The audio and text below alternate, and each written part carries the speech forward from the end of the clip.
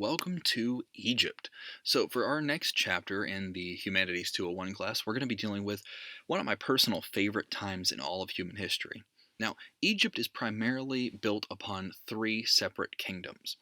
And what we're going to do as we go along, I'm going to introduce some of the background of Egypt to you. We'll talk about some of their kings and pharaohs and queens as well. And then we're going to go ahead and we're going to talk about a comparison and contrast to ancient Mesopotamia as well.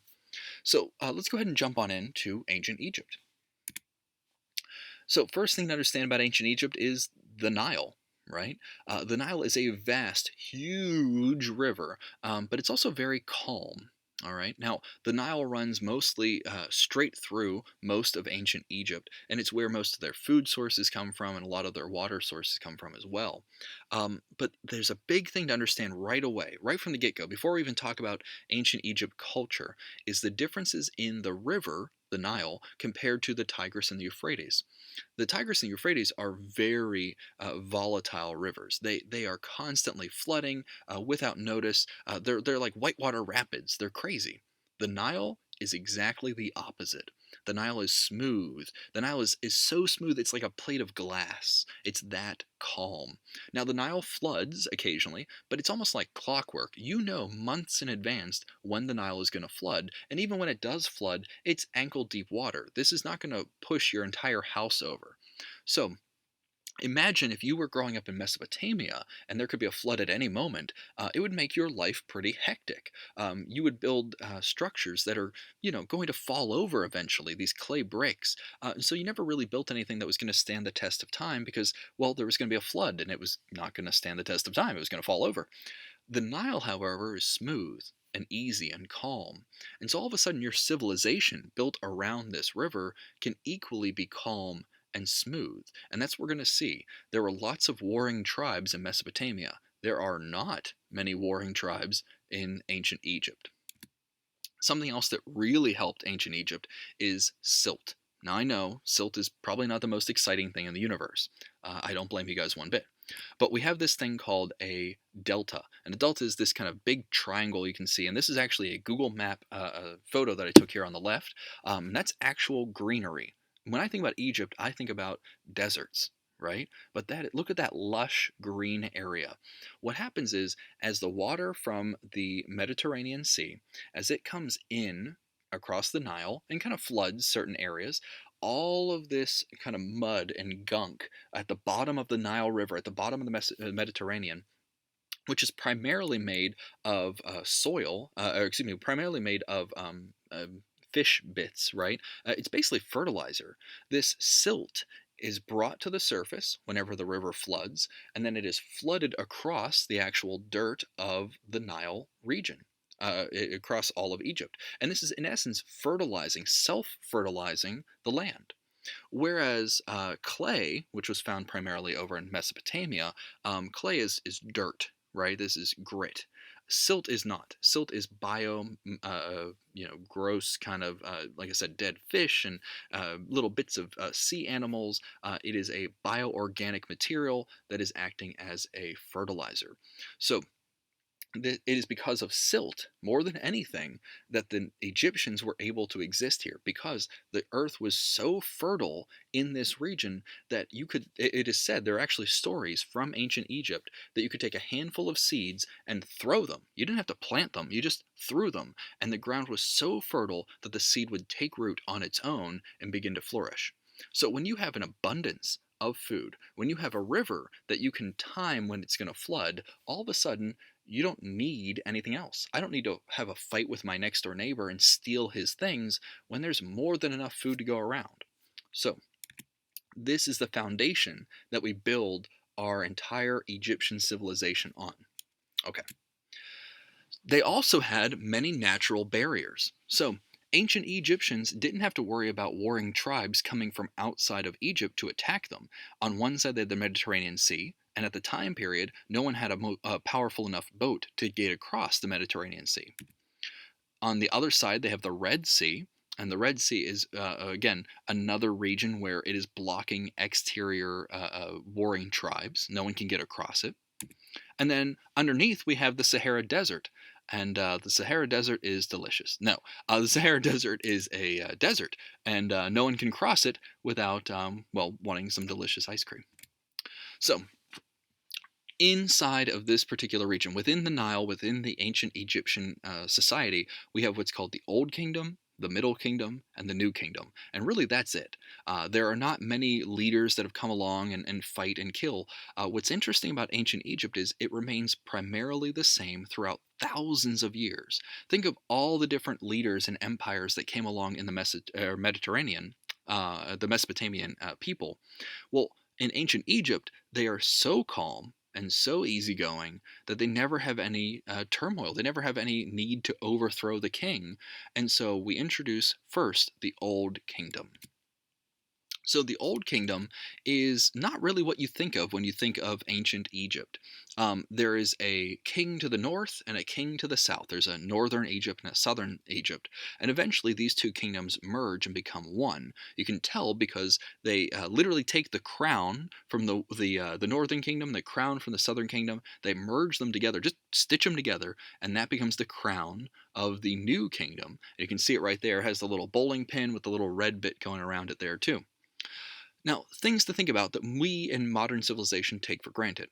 The word pharaoh doesn't mean king. How many times have you seen an ancient Egyptian movie and they're like, oh, great pharaoh, and they reference the king? Well, the king was the king.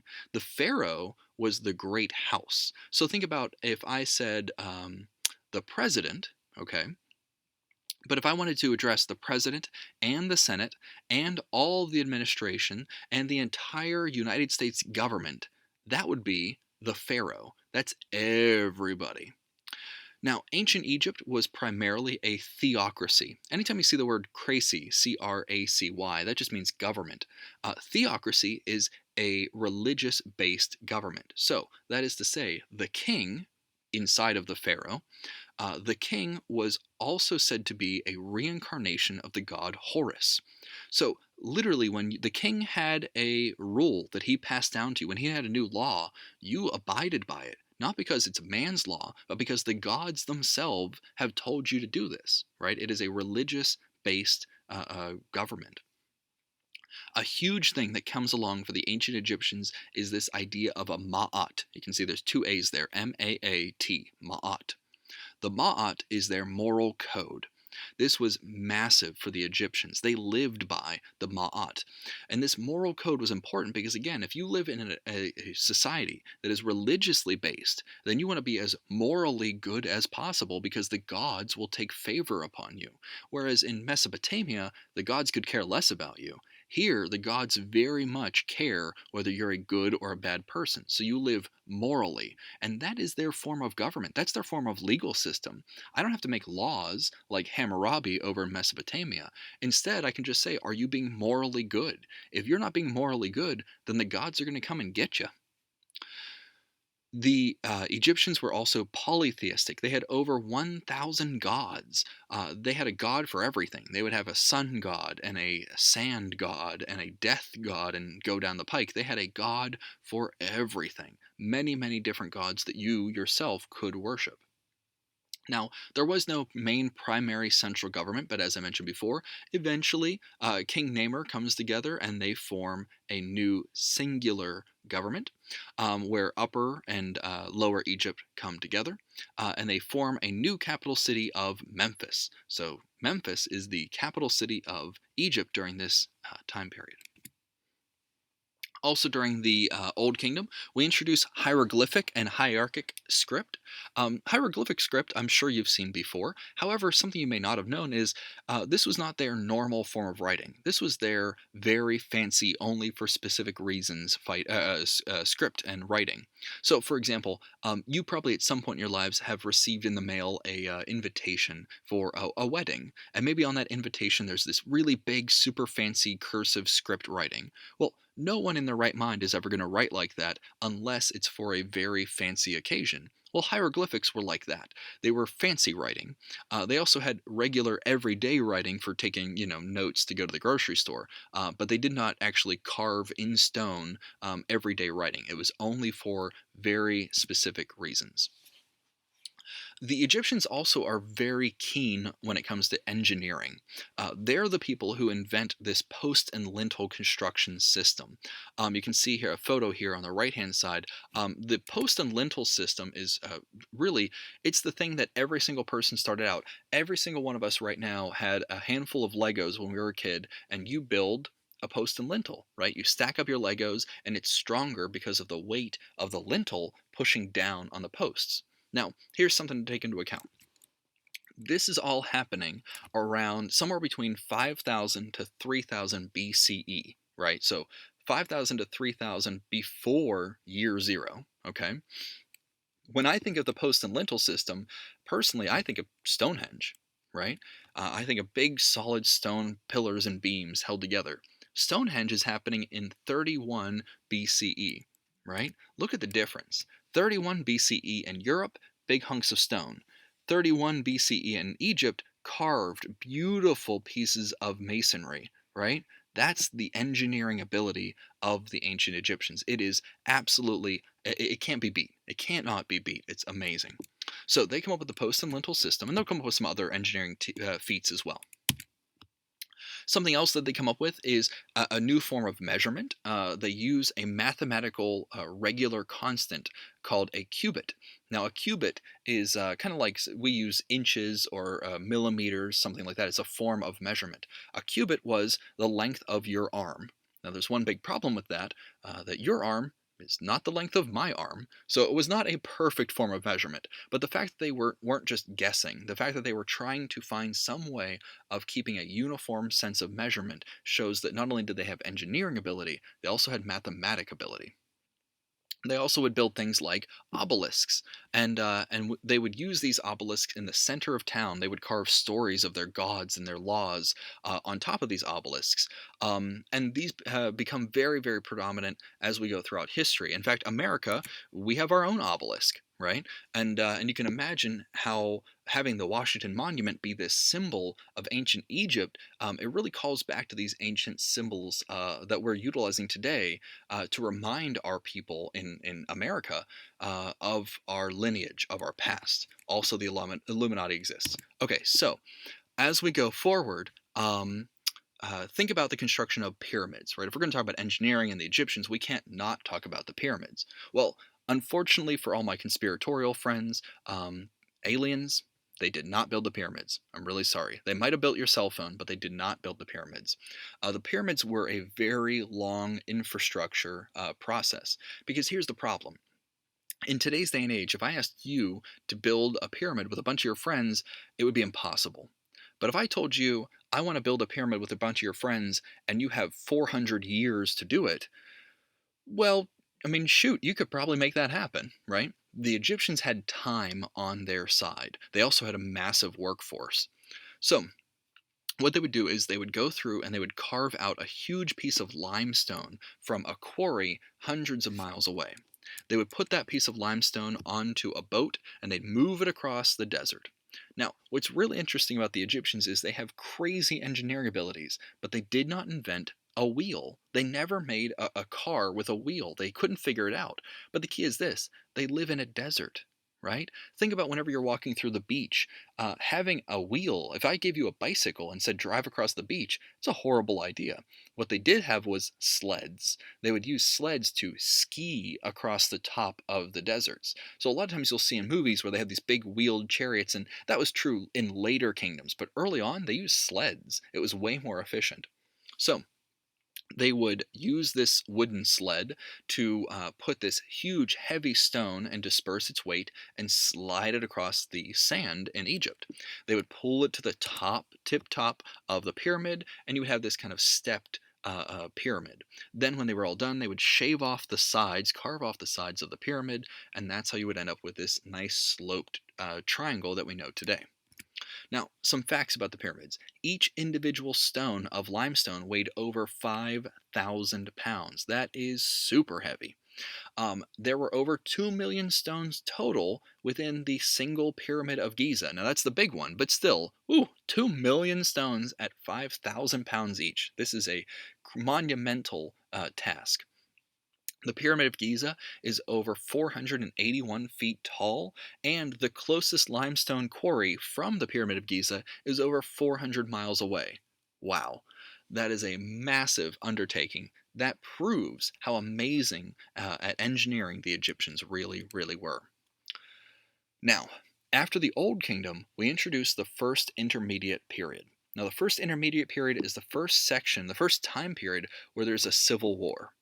Imagine for a second that Egypt is having its great first instability, its first civil war.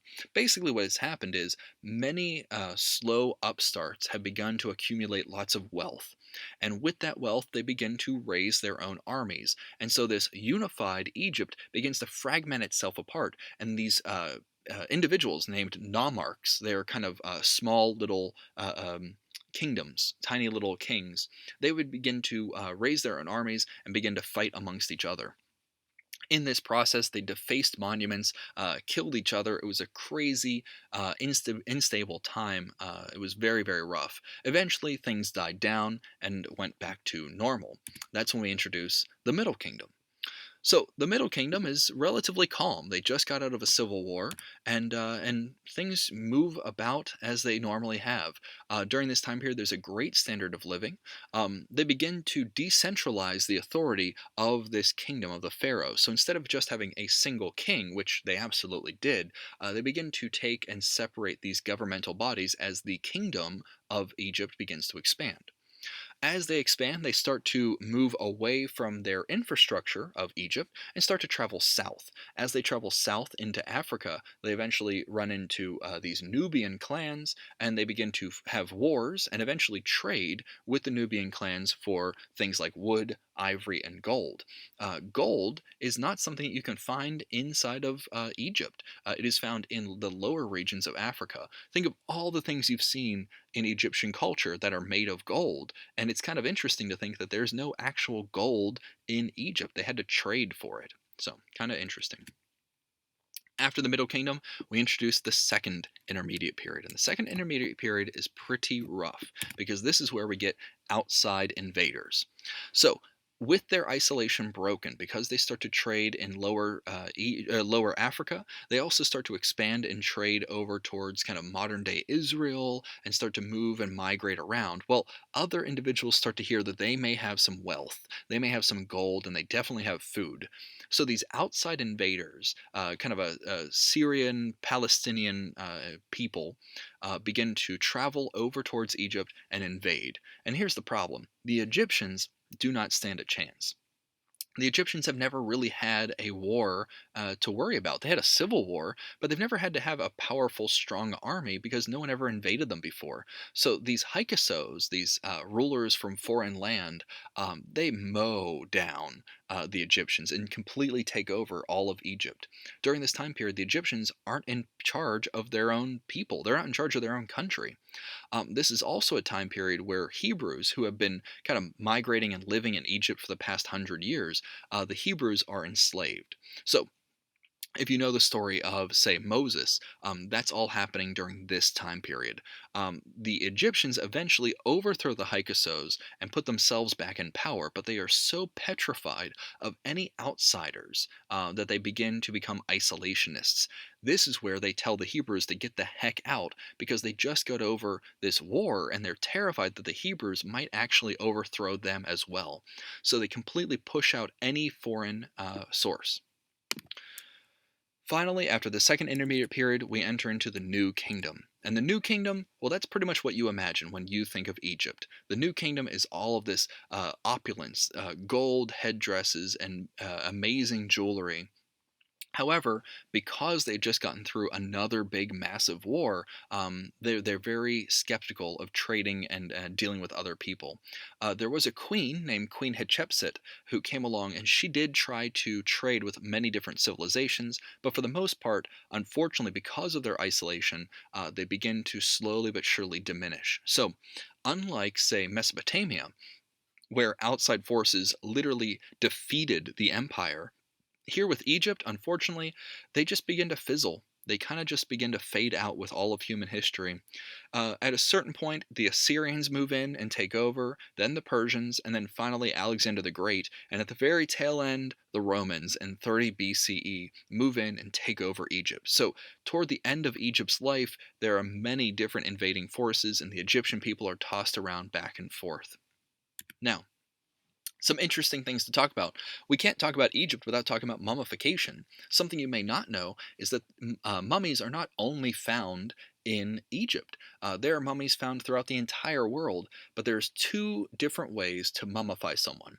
You can either completely dry them out, as the Egyptians did, or you can overly saturate someone. So, for example, there are mummies that have been found over in kind of northern Europe where individuals were buried into peat bogs, and peat bogs are kind of like a swamp. And these individuals are so saturated, they're so moist basically, that they are mummified with this moisture. They're just kept, alive that way, or their bodies are kept alive that way. The Egyptians did not have access to a lot of water, so they went the different route.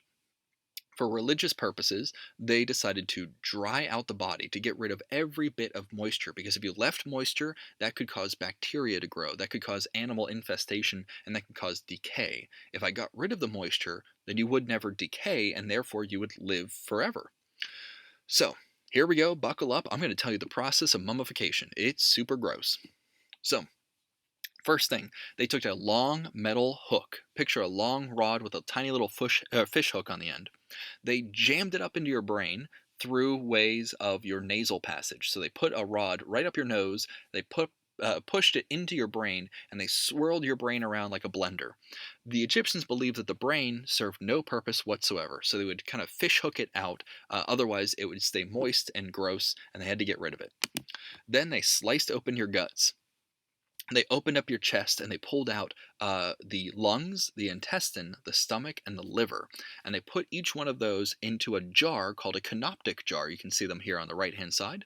And those were said to be the most important organs. The idea being that whenever the king, who was being mummified, would wake up in the afterlife, he could easily open up the canoptic jars and then use those to kind of almost like a Ziploc bag, open up and reuse his previous organs. After they did that, they would replace his internal region there, his internal chest cavity, with lots and lots of salt, and they left it sit there for over 70 days, and it really dried them out. Then, after that, they would take this body and they would wrap it up and they'd fill it with sand and sawdust and they'd wrap it in linen and they'd leave it outside for over 40 days. Then they would redo that process and leave it outside for 70 days. Finally, they took this completely dried out husk and they placed it inside of our sarcophagus. This sarcophagus was their version of a tomb. Now, the original sarcophagus would have been made of wood, and then they would place the wooden coffin inside of a stone coffin as well. So there are many, many layers, and that's how you get a mummy, which, if it's a movie, it's a horrible failure, but in real life is pretty amazing that, again, they had the engineering ability to make these things happen. So, finally, let's do a quick comparison. Egypt had the Nile River. It was extremely predictable. Mesopotamia had the Tigris and the Euphrates that were extremely unpredictable, and that caused turmoil in their lives. Egypt was what's called homogeneous, meaning they had natural barriers and they really only dealt with themselves, which gave them a very calm civilization but didn't offer a lot of forms of growth. The Mesopotamians had a heterogeneous form of civilization that was extremely violent but caused much growth very quickly. The Egyptians were polytheistic, they had many, many gods, but they were also morally and ethically based. The Mesopotamians were also polytheistic, but it was extremely disorderly because they believed that the gods were used for everyday life, but that you had no way of actually communicating with them. In fact, many Mesopotamians believed that after you died, there was no afterlife, there was no reason to go on. The Egyptians strongly believed in an afterlife, so the more morally good you were now, the better off you'd be in the afterlife. Because of this, the Egyptians built pyramids out of limestone, strong material to stand the test of time. The Mesopotamians built ziggurats out of mud brick. They knew that they weren't going to be around forever, and so this temporal nature instilled in them this ability to not spend a lot of time building construction that would eventually fall apart anyway. So, Thinking about ancient Egypt, thinking about ancient Mesopotamia, these two cultures were starting civilizations around the same time period and grew in very different forms. Next time, we'll talk about some myths that come out of ancient Egypt, and then eventually we'll switch over into the next chapter. See you next time.